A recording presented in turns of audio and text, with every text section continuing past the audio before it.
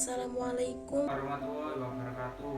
Perkenalkan, nama saya Miranda Lukitasari, Muhammad Helgi Chandra Pradana, Nanda Ayu Lutfi Khofifah, Novita Dialstari, Anandita Fardi Haryono, Dr. Tomusaki, Ratna Permatasari, Sari Ursintiana Siti, dari Offering MM, Prodi S1 Pendidikan Administrasi Perkantoran, Universitas Negeri Malang. Di sini kami dari kelompok 4 akan mempresentasikan materi dari mata kuliah Hubungan Masyarakat dan keprotokolan yang berjudul keprotokolan dan ruang lingkupnya. langsung saja mari kita masuk pada sesi presentasinya. Langsung saja kita ke materi yang pertama, yaitu pengertian protokol. Protokol dalam pengertian umum diartikan sebagai kumpulan atau keseluruhan naskah yang isinya terdiri atas catatan mengenai persetujuan dan perjanjian yang meliputi lingkup nasional maupun internasional yang bersifat resmi serta melibatkan pemerintah negara beserta para wakil-wakilnya. Namun juga didasari atau meliputi aturan-aturan mengenai tata upacara, tata tempat, dan tata perhormatan sehubungan dengan penghormatan kepada seseorang sesuai dengan jabatan atau juga kedudukannya dalam negara, pemerintah, atau masyarakat. Sedangkan keprotokolan adalah serangkaian kegiatan atau urutan kegiatan yang di dalamnya meliputi aturan-aturan dan tata cara yang terdapat dalam acara resmi maupun acara-acara kenegaraan yang dianut atau diyakini dalam kehidupan berbangsa, bernegara, berpemerintah, dan bermasyarakat. Metode keprotokolan di Indonesia adalah UU Protokol, yaitu peraturan perundang-undangan di bidang domain keprotokolan yang berkaitan relevan dengan keprotokolan. Itu saja yang bisa saya sampaikan tentang pengertian protokol. Di sini saya akan menjelaskan tentang asas-asas protokol. Dalam negara Indonesia terdapat asas-asas yang mengatur keprotokolan yang harus dijunjung oleh setiap protokol atau protokoler. Yang pertama adalah asas kebangsaan. Asas kebangsaan yaitu keprotokolan harus mencerminkan sifat dan watak negara Indonesia yang bersifat pluralistik dengan tetap menjaga keutuhan NKRI. Yang kedua, asas ketertiban dan kepastian hukum. Yang dimaksud di sini adalah keprotokolan harus dapat menciptakan ketertiban dalam kehidupan masyarakat melalui adanya kepastian hukum. Yang ketiga, asas timbal balik. Yang dimaksud asas timbal balik di sini adalah keprotokolan yang diberikan setimpal atau balas jasa terhadap keprotokolan negara lain. Yang keempat, asas agama. Maksudnya di sini tidak menyudutkan suatu agama dengan agama lain. Yang kelima, asas keseimbangan, kesesuaian, dan keselarasan. Di sini maksudnya adalah keprotokolan harus mencerminkan keseimbangan, kesesuaian, dan keselarasan antara individu dan masyarakat dengan mengedepankan kepentingan bangsa dan negara. Baik, di sini saya akan menjelaskan materi tentang peran dan tujuan protokol. Yang pertama, peran dari protokol. 1. Dengan adanya keprotokolan di sebuah acara, maka acara tersebut dapat berjalan dengan lancar dan aman. Lalu, sebagai penentu keberhasilan suatu acara. Kemudian, sebagai media komunikasi dengan pihak-pihak yang terkait atau terlibat dengan acara tersebut. Seperti contohnya itu tamu undangan. Lalu yang keempat, dengan adanya protokol dalam suatu acara dapat menciptakan suasana yang tentunya akan khidmat, megah, dan terarah. Lalu yang kelima, kegiatan yang dilakukan dengan menerapkan keprotokolan ini maka akan terkoordinasi dengan sangat-sangat baik. Kemudian saya akan melanjutkan dengan tujuan dari protokol. Nah, yang pertama adalah membuat suatu acara teratur dan tertata dengan baik. Ini kalau acara-acara yang menggunakan protokol dengan baik, maka dia akan terlaksana dengan sesuai ekspektasi gitu, akan sesuai ekspektasi dari awal sampai akhir, teratur dan rapi gitu. Kemudian meminimalisir kesalahan dalam suatu acara.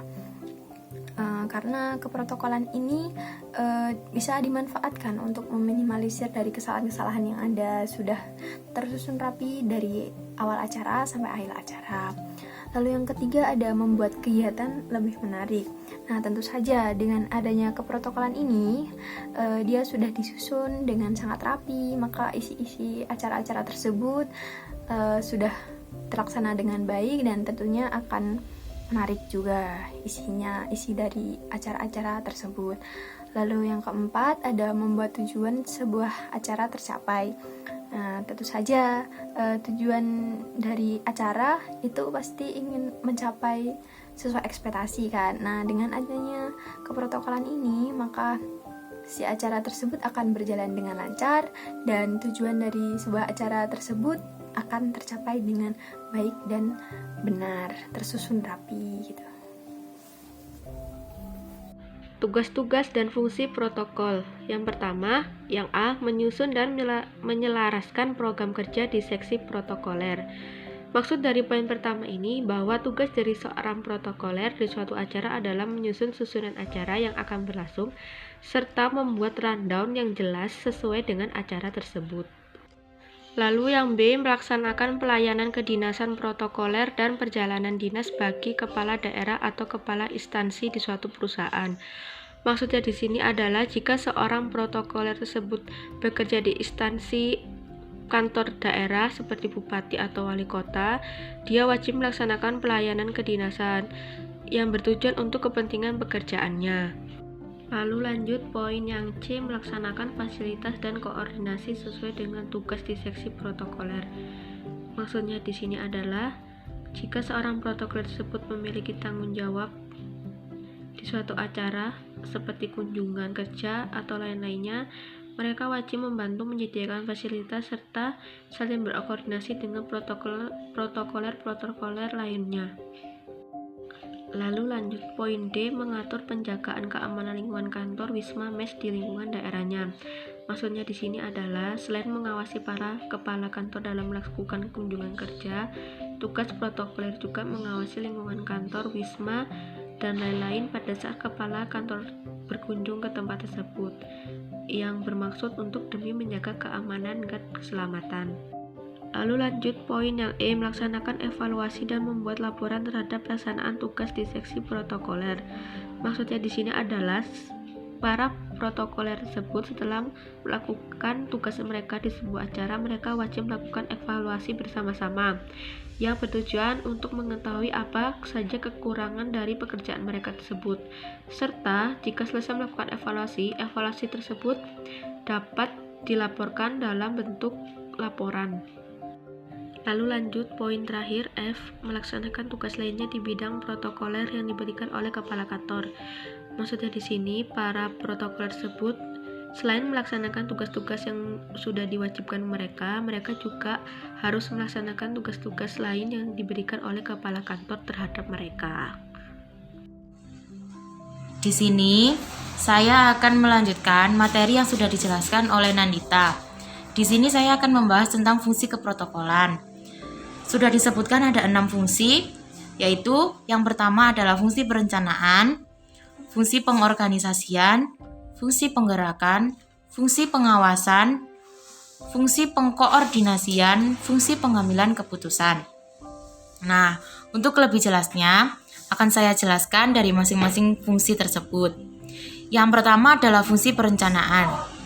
Fungsi perencanaan adalah suatu fungsi yang mengatur mengenai tujuan suatu acara yang akan dilaksanakan, meliputi pemilihan waktu, tempat, dan juga situasi yang akan digunakan. Yang kedua adalah fungsi pengorganisasian. Ini adalah suatu fungsi yang mengatur secara rinci anggota-anggota kepanitiaan yang terlibat dalam suatu acara. Yang ketiga adalah fungsi penggerakan. Ini adalah fungsi yang memiliki tugas sebagai pengawas dan pendorong anggota-anggota yang terlibat dalam suatu acara. Terus ada fungsi pengawasan. Nah, fungsi pengawasan ini adalah suatu fungsi yang digunakan sebagai suatu alat untuk memberikan pengamanan dan juga rasa jera bagi karyawan yang tidak mematuhi peraturan. Misalkan, dalam suatu acara sudah ditetapkan jam terlambat, tetapi masih ada saja karyawan yang terlambat. Nah, di situ pasti karyawan akan mendapatkan beberapa sanksi.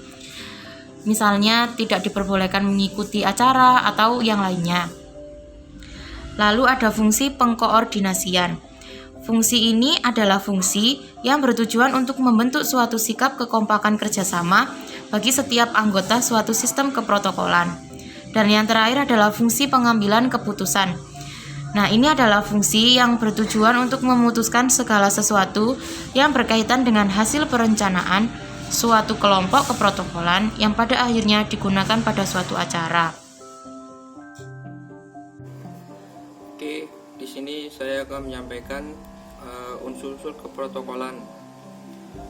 Unsur keprotokolan dibagi menjadi 4. Yang pertama adalah tata cara, kedua tata krama, ketiga adalah tata aturan, dan yang keempat adalah tata penghormatan. Oke, yang pertama adalah tata cara.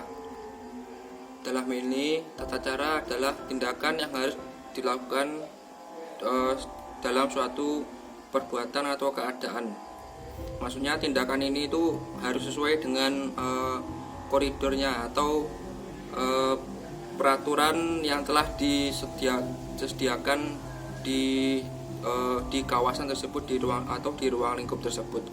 Contohnya di lalu lintas, kita harus mematuhi peraturan lalu lintas. Jika tidak mematuhi kan pasti kena tilang atau terjadi hal yang tidak diinginkan kan pasti. Lalu dalam upacara pun pasti ada peraturannya. Kalau gak manut pasti ya dihukum kan, kalau waktu dulu pengalaman SMA seperti itu. Dan yang kedua adalah tata krama. Di sini maksudnya adalah menentukan bilang kata, ucapan dan perbuatan harus sesuai dengan keadaan sekitarnya. Maksudnya menyesuaikan dengan sekitarnya. Jadi contohnya, ketika dalam bekerja kita harus tahu batasan antara atasan dan bawahan. Maksudnya setiap jabatan itu kan harus tahu mana yang baik dan mana yang buruk. Maksudnya dalam berinteraksi gitu loh. Jadi kita tidak bisa, ketika kita menjadi atasan, kita tidak bisa semena-mena kepada bawahan, dan ketika menjadi bawahan pun kita harus lebih menghormati yang lebih atas. Yang selanjutnya adalah di kalangan masyarakat atau keluarga, kita juga tahu kita harus menghormati orang yang lebih tua. Nah, mungkin seperti itu.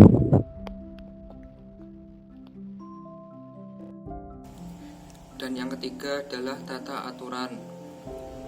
Di sini maksudnya peraturan ini telah ditetapkan di sebuah negara, dan pasti setiap negara itu punya peraturan sendiri-sendiri. Misalkan Indonesia dengan Malaysia, di sana kalau orang membunuh pasti hukuman gantung atau apalah gitu. Kalau Indonesia kan beda.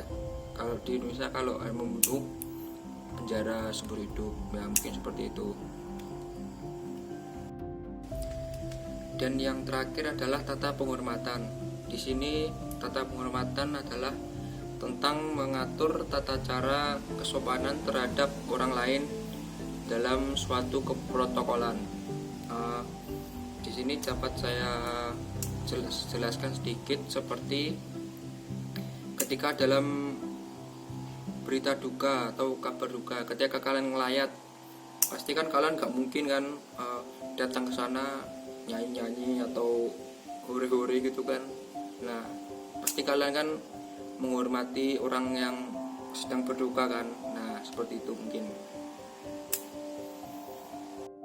Di sini saya akan menjelaskan mengenai poin F, yaitu aspek-aspek protokol. Pada poin ini terdapat beberapa aspek protokol yang perlu kita ketahui, yaitu yang pertama, regulation, yaitu menguasai berbagai keprotokolan. Yang kedua, presence, yaitu memberikan kelayakan kepada orang atau lambang, pengaturan tata ruang, bahkan pengaturan tata tempat.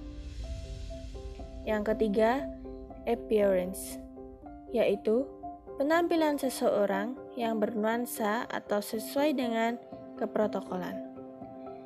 Yang keempat, koordinasi, yaitu suatu hubungan kerjasama dalam suatu acara atau dalam suatu kegiatan. Yang kelima, etiket, yaitu memiliki sopan santun atau tata krama kepada semua orang. Yang keenam, yaitu bahasa, yang merupakan penggunaan bahasa yang baik dan benar sesuai dengan tema pada acara tersebut. Yang ketujuh, security, yaitu dalam aspek keprotokolan sangat diperlukan sebuah pengamanan. Yang kedelapan, leadership.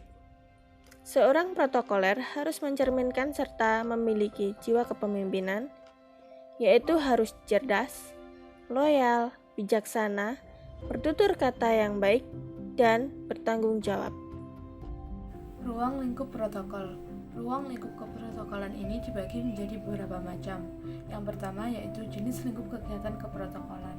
Nah, jenis lingkup kegiatan keprotokolan ini ada dua, yaitu jenis kegiatan umum atau kenegaraan dan jenis kegiatan universitas atau institut.